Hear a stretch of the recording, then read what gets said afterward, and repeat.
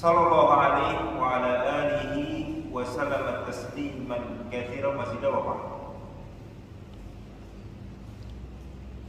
Kita bersyukur kepada Allah Subhanahu wa taala di mana atas kemudahan dan taufik darinya semata kita bisa berjumpa kembali di salah satu rumah dari rumah Allah Subhanahu wa taala ini.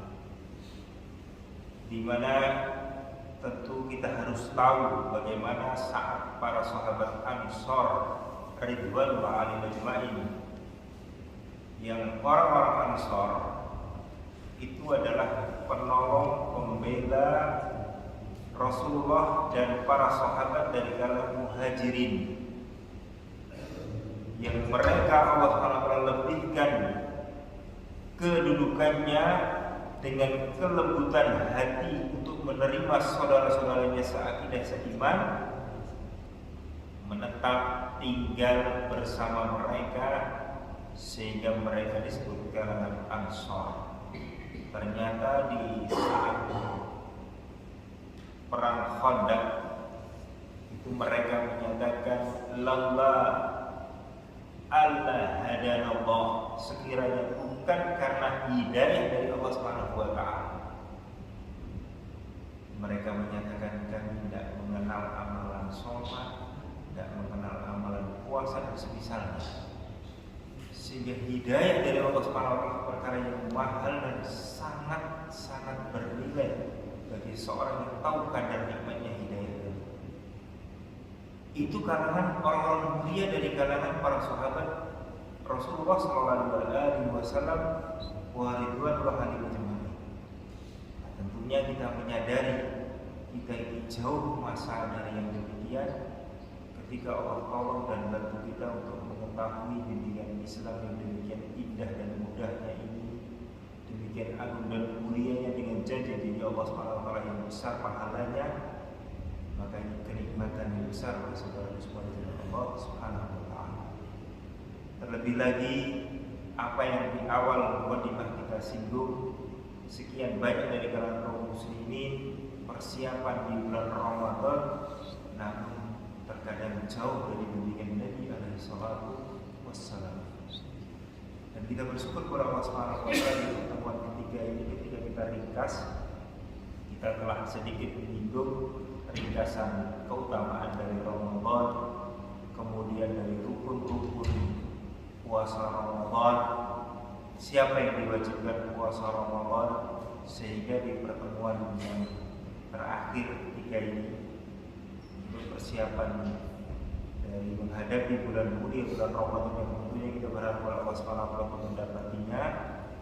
Sekarang adalah masail itu beberapa hal yang terkait dengan perkara-perkara orang yang berpuasa. Karena memang perkara-perkara yang puasa ini penting kita ketahui, sehingga tidaklah kita beramal ini kecuali betul-betul terbimbing dan terarah. Kita beri faham untuk mendekatkan pemahaman. Ketika seseorang ini dalam perkara dunia saja, itu ada aturannya.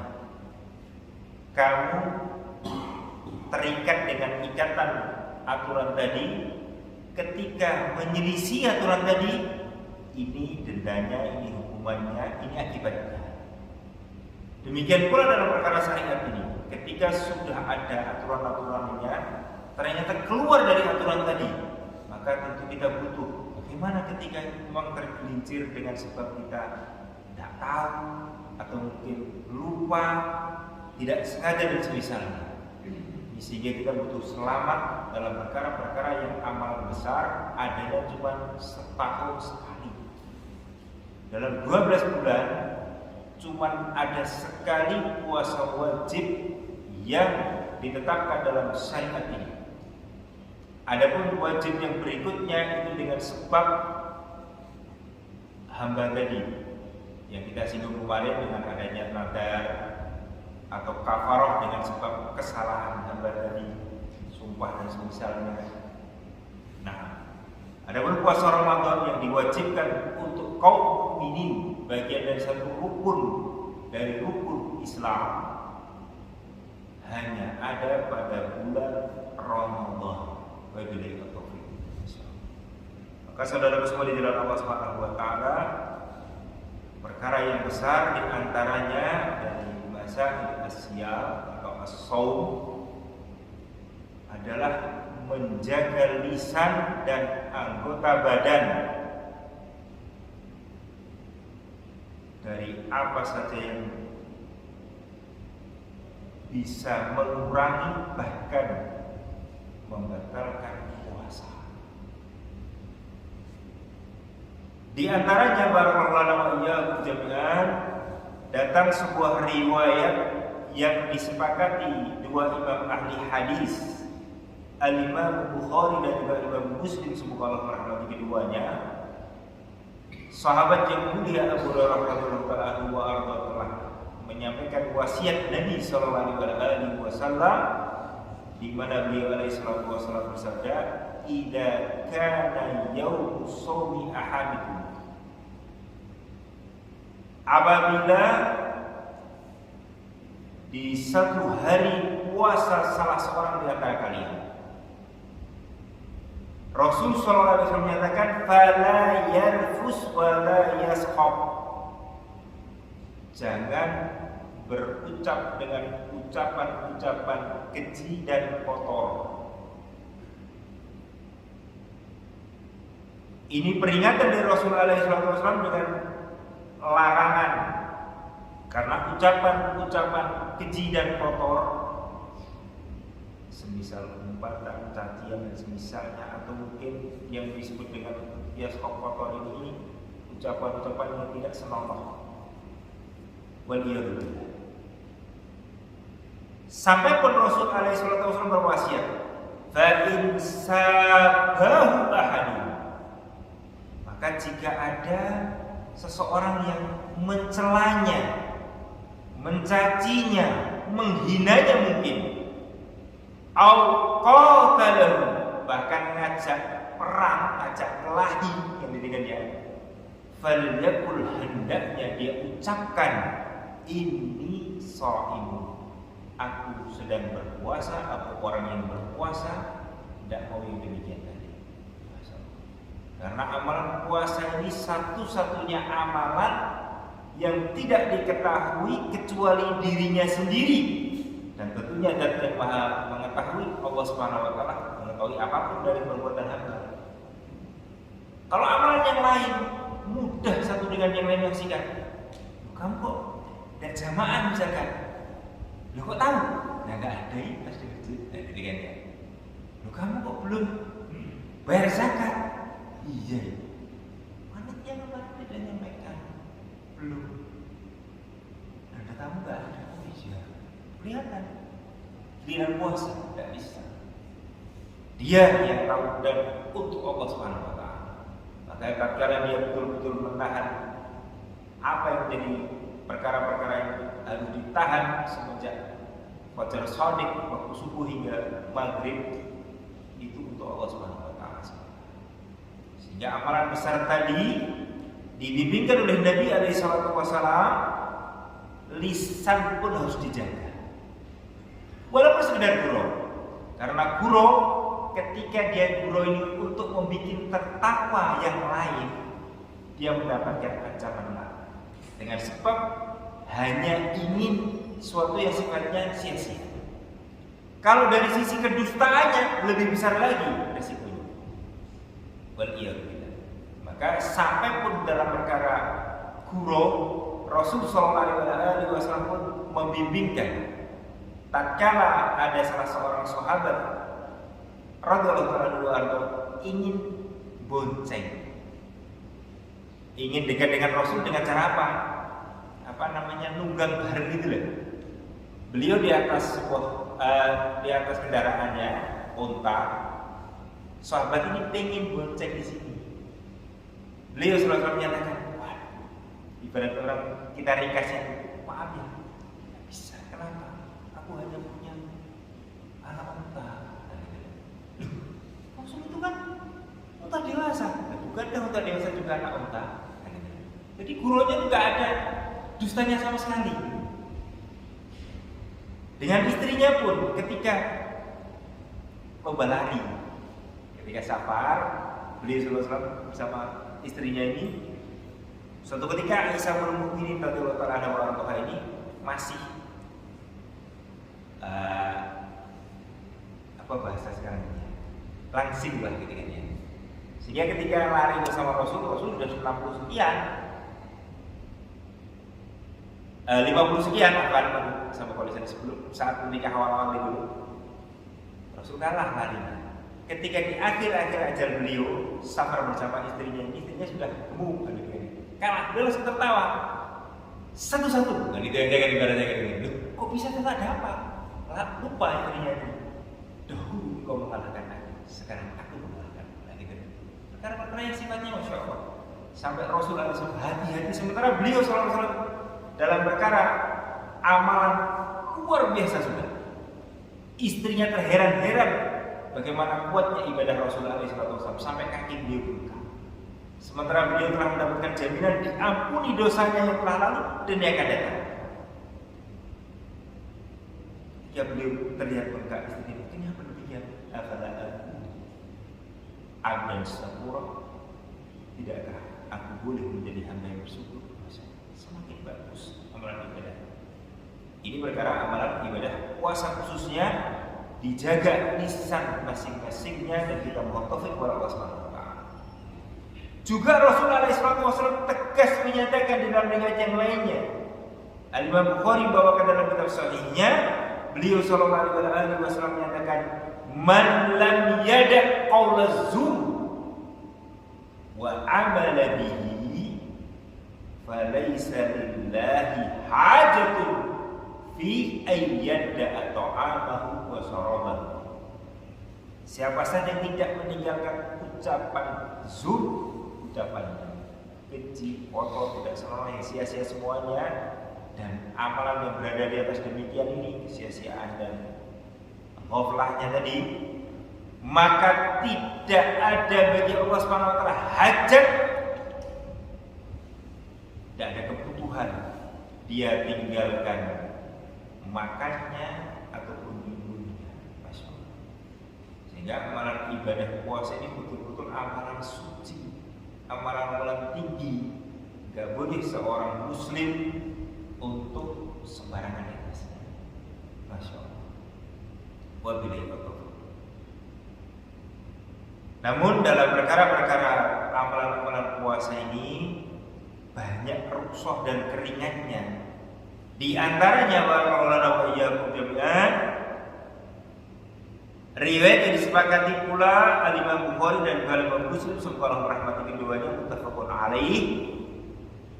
Nabi sallallahu alaihi wasallam telah berwasiat pula, "Idza nasiya ahadukum fa akala aw syariba falyutimma shaumahu fa inna ta'amahu Allah wa saqahu."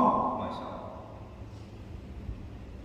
Tatkala ini sifat fitrah yang asli, tatkala seorang di antara kalian ini lupa. Yang namanya lupa itu sesuatu yang menjadi kenikmatan bagi setiap hamba. Kalau nggak ada sifat lupa, ya tersiksa gitu loh orang itu. Jadi sifat lupa yang di atas fitrah tadi justru kenikmatan. Di antaranya di sini dia lupa kalau udah puasa, lalu dia makan, minum, gitu kan ya. Makan minum, masya Allah, biasa gitu kan ya. Apalagi baru-baru biasanya itu yang sering. Dan lupa ini kenikmatan yang besar karena apa? Kata beliau sallallahu alaihi wasallam, "Falyutimma shaumahu." Hendaklah dia tetap sempurnakan puasanya. Luar betul ya. Sebab apa? Sebab Allah telah memberikan makan dan minum, sehingga orang yang lupa karena dia puasa justru dia itu mendapatkan nikmat Allah yang memberikan kenikmatan. Dia makan dan minum, tapi dia tetap ganjaran puasanya. Apa-apa yang demikian. Sehingga jangan sesekali seorang ini merasa, wah, saya sudah makan dan minum, tapi lupa. Atau mungkin baru makan tok, pas terakhir sambel misalkan, gitu kan ya. Ingat, saya kan belum minum, ya tetap berhenti sudah. Berhenti, ya makan ya rezekinya segitu gitu maksudnya kan. Kalau ada yang makan dan minum saya puasa sampai sebar sebenarnya, kamu kan puasa? Oh iya, masya Allah. Ya sudah, tetap puasa. Itu kenikmatan yang langsung datang dari Allah Subhanahu Wa Taala dan lupa ini nggak bisa dibikin. Gak bisa orang bikin. Kalau gitu saya ngelupa. Berarti kan bukan lupa, berarti kan nggak bisa. Dan lupa itu semata-mata juga datang dari Allah Subhanahu Wa Taala. Itu rezeki yang dikaruniakan untuknya. Itu kenikmatan ala fitrah. Masya Allah. Juga Rasul Sallallahu Alaihi Wasallam memberitakan terkait dengan rukhsah, khususnya terkait dengan urusan wudu. Wudu perkaranya perkara besar. Karena apa? Urusan wudu ini Rasul Sallallahu Alaihi Wasallam perintahkan untuk asbigil wudu, betul-betul bersungguh-sungguh untuk menyempurnakan yang dia wudu. Ketika menyela-nyela asabi jari betul-betul semua kena gitu. Wudu itu semua kena. Kalau bahasa misalkan seringnya yang sudah kena air, biasa kalau orang biasa gini tapian dibiarkan gitu, sela-selanya ini tidak kena air. Maka perintah Rasul dalam perkara demikian, khallil baina asabi, itu betul-betul dicela dalam perkara wudu ini. Juga terkait dengan menghirup air, baik dari kumur maupun mencuci hidung. Tetapi tatkala sedang berpuasa dinyatakan oleh Rasulullah SAW, illa an takuna sha'iman, kecuali engkau sedang berpuasa. Puasa biasa kan, tidak terlalu umur terus di dalam-dalamkan kan. Itu keringanan-keringanan yang fitrah ini sesuai betul pas. Dan di antara masalah juga pula yang perkara ini harus diketahui, dikisahkan dari Ummul Mukminin Aisyah radhiyallahu taala anha wa ardhaha, di mana beliau Ummul Mukminin pada Rasul alaihi wasallam, karena Rasul tidak menerima harta sedekah, menerimanya harta hadiah. Bolehnya dari Rasulullah dan Ahlul Bait. Saat itu para sahabat menyambut dengan hadiah masing-masing. Ternyata ada seorang janda mukminah, gak miliki apa-apa, datang kepada Rasul. Wahai Rasul, semua sahabat itu berlomba menyambut kedatanganmu dengan hadiah yang mereka persiapkan. Ketahuilah, aku ini seorang janda yang gak memiliki apa-apa, tapi aku memiliki anak yang masih usia 10 tahun. Ambil anak ini, bisa membantu engkau dan yang lainnya khidmat ini, masalah. Sehingga hadiahnya paling besar ya, Ummu Sulaim ini anaknya, yang lain kan ada biasa, anaknya diserahkan sudah, masya Allah. Tapi diserahkan kepada orang mulia, uswatul hasanah Rasulullah Sallallahu Alaihi Wasallam. Sehingga beliau harus kembali ke Allah, orang dekatnya Rasul semenjak itu sampai selama 10 tahun.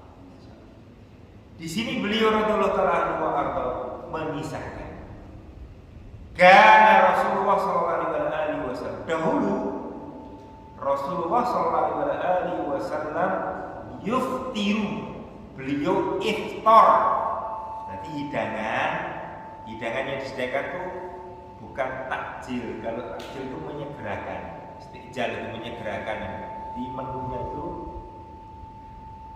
menu iftar bersama.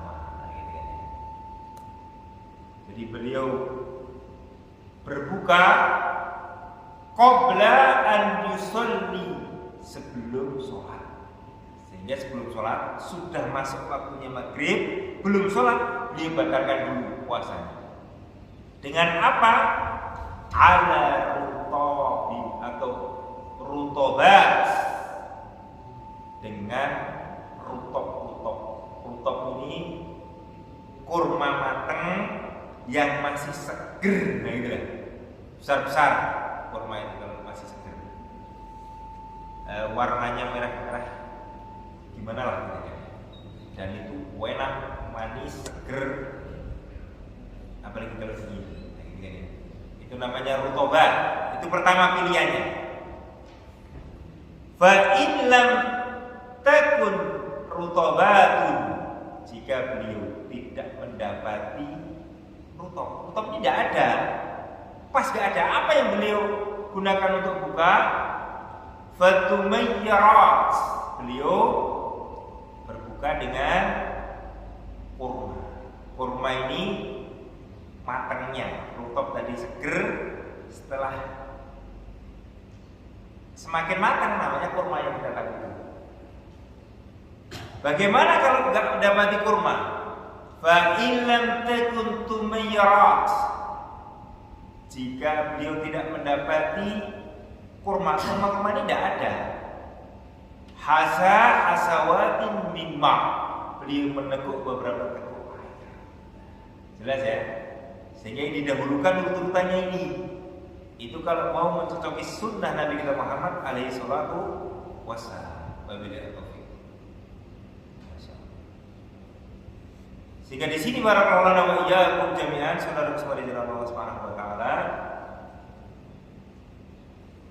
kita berharap kepada Allah Subhanahu wa taala tentunya agar kita mendapatkan kemudahan mencocoki sunnah Nabi kita Muhammad alaihi salatu wassalam.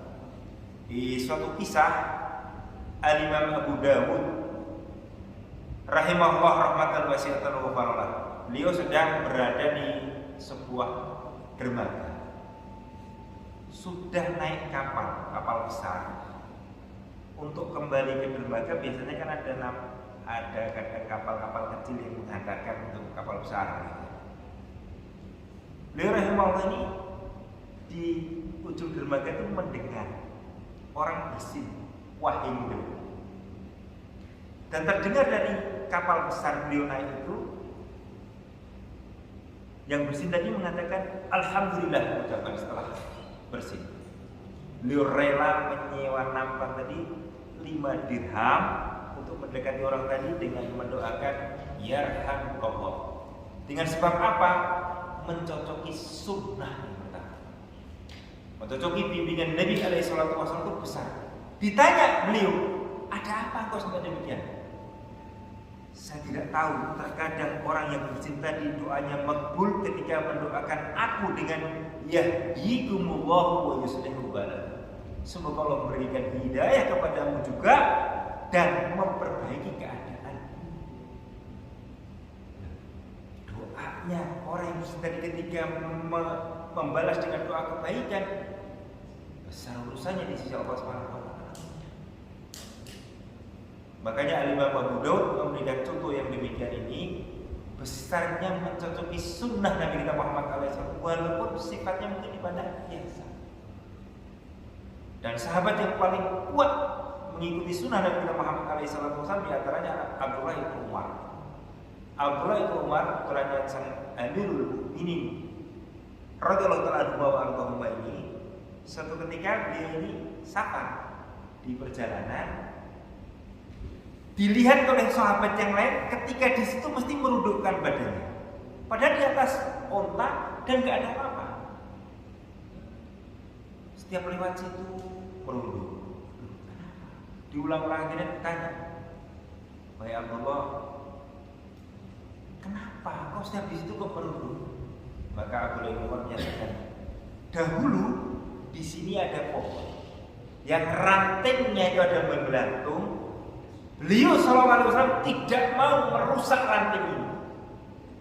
Setiap melewat di situ, beliau merunduk menghindari ranting tadi. Sampai pun amalan yang demikian ini, Abdullah bin Umar radhiyallahu anhu mengikuti. Kenapa demikian? Menjadikan apa yang tentunya masing-masing kita berharap kalau kita ingin mengikuti dan meneladani Nabi alaihi salatu wasallam, yang beliau termasuk orang pertama nanti masuk ke surganya Allah Subhanahu wa taala, bahkan pintu surganya Allah Subhanahu wa taala tidak akan dibuka kecuali Nabi Muhammad alaihi salatu wasallam orang pertama yang masuk sholat, sehingga umat kita Muhammad SAW terakhir, tapi hisabnya nanti diawalkan dan bahkan berbondong-bondong dari kalangan ahli jannah itu diawalkan. Maka tentunya masing-masing kita warahmatullahi wabarakatuh saudara semua di jalan Allah Subhanahu wa taala, di sisa waktu yang Allah tetapkan masing-masing kita ini berada di dunia, tidak ada hal lain yang tentunya kita inginkan besarnya urusan kecuali kemudian untuk Nabi kita Muhammad alaihi salatu wassalam.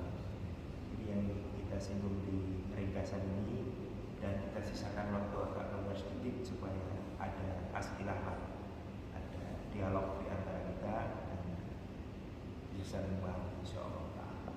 Fadhlu ayyuh. Bapak Ibu yang mau bertanya atau mungkin ujian dulu ya? Ujian dulu. Dari Bapak udah jelas semua katanya. Ujian aja Pak. Ibu-ibu ada pertanyaan?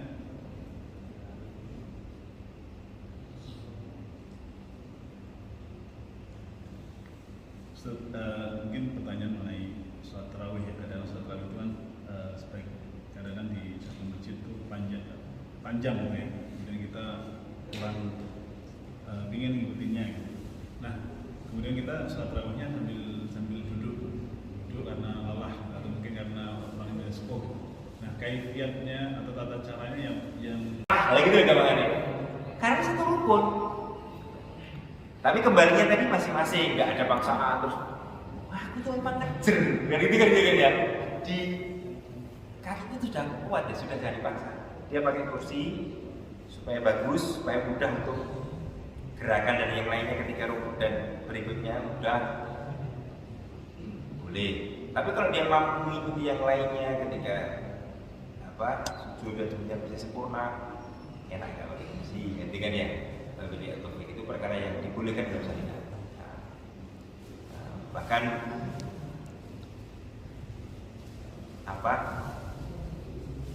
rukun ini pun tidak dijalani bagi orang-orang yang kondisi memiliki kelemahan yang lebih dari itu.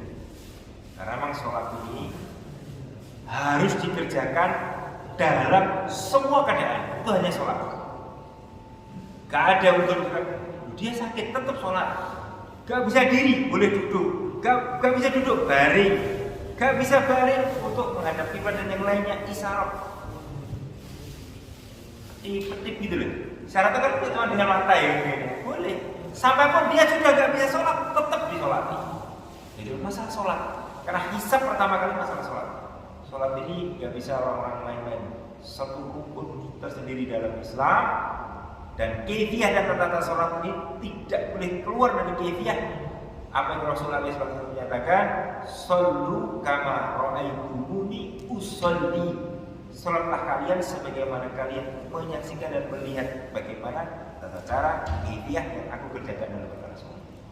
Ini amalan sholat, masya Allah, besar urusannya. Sehingga memang walaupun yang sunnah atau apapun, mohonlah kepada Allah Subhanahu wa taala untuk bisa mengerjakannya. Karena seseorang ini meninggalkan amalan sholat itu tidak langsung. Misalkan dia awalnya jamaah rutin, asalnya dia mungkin nggak sholat sunnahnya, nggak sholat sunnah lah, itu kan sunnah saja, nggak wajib. Dia pilih wajib dong. Asalnya ke awal, press aja lah supaya pas press tok. Akhirnya nelat, akhirnya nggak jamaah, lama nggak jamaah. Sholat gak akhirnya gak. Jadi gak langsung. Tapi kalau yang demikian ini, maka masing-masing kita harus senantiasa menyadarkan hati-hati ini kepada Zat yang Maha Mampu, yakni kepada Allah Subhanahu wa taala agar diberikan istiqomah. Insyaallah. Itu salah ya.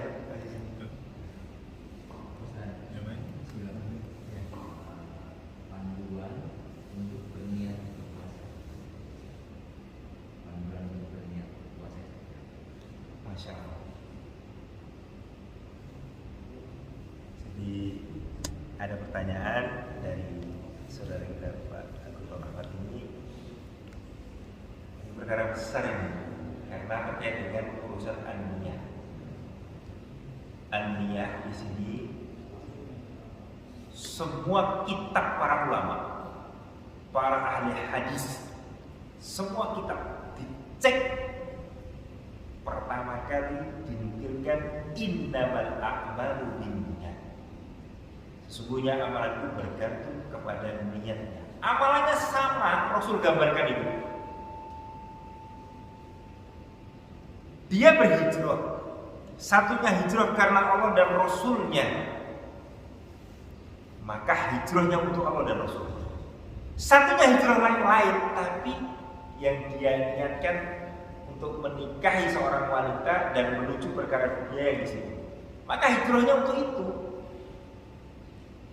Amalannya persis hijrah. Hijrah itu perkara besar ya. Namanya hijrah ini meninggalkan negeri-negeri yang dia tinggal di situ. Apa sifatnya ini? Tanpa bekal. Kalau boyongan ini kan menyiapkan semuanya ya. Apa yang bisa dibawa? Kontrol dulu ya. Nah itu loh, ini namanya boyongan. Itu amalan puasa. Jika niatnya nggak perlu dilakukan karena fokusnya amalan di dalam hati. Wallahu ta'ala bismillah. Saya lagi dia, nggak banyak-banyak masalah ini. Ya, wallahu ta'ala bismillah. Cukup ya, waktunya udah habis. Karena itu gitu ya. Jazakumullah khairan ala husni ihtimamikum wa ala husni ta'awunikum. Masing-masing kita berharap kepada Allah Subhanahu wa taala saling mengingatkan bagaimana amalan besar sudah berada di hadapan kita, dan kita mohon taufik kepada Allah Subhanahu wa taala agar kita dipertemukan dengan bulan ketiga bulan Ramadan. Nasallallahu lana wa lakum al-afiyah wa sallallahu akhirah wa bihi nasta'in wa nastaghfiruh wa bil taufiq wal hidayah wa ridha wal inayah wa sallallahu ala nabiyyina Muhammad wa ala ali Muhammad wa naktafi bihadzal qadar ala min khilafi subhanallah hamdi asyhadu an la ilaha illa anta astaghfiruka wa atubu ilaik. Assalamualaikum warahmatullahi wabarakatuh. Waalaikumsalam warahmatullahi wabarakatuh.